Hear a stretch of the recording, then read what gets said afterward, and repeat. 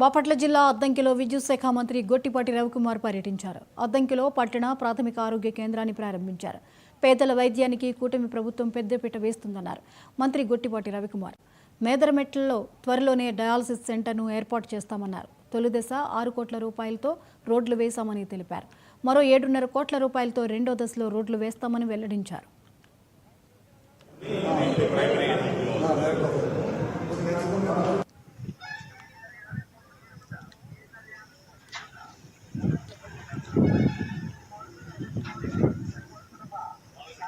Dialysis కి ఒక మన హాస్పిటల్లోనే పైన బిల్డింగ్ ఉంది, దాన్ని తీసుకొని ఇంకొద్ది షెడ్లు వేయాలన్నారు. అది తొందరలో నేర్పిద్దామని చెప్పాము.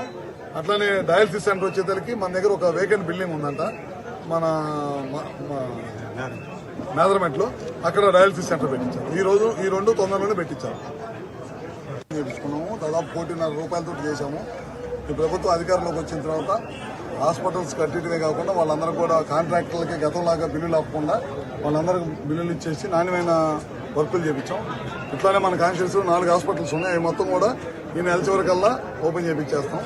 అది కాక NREGS లో 6.5 కోట్లతోటి గ్రామీణ ప్రాంతాల్లో రోడ్లన్నీ కూడా చెడిపోయి ఉంటే గడిచిన 5 సంవత్సరాలు ఒక రోడ్డు కూడా వేయలేదు.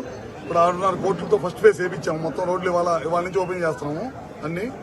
అట్లానే మళ్ళీ రెండో ఫేజ్ కింద 7.5 కోట్లు శాంక్షన్ చేశాం.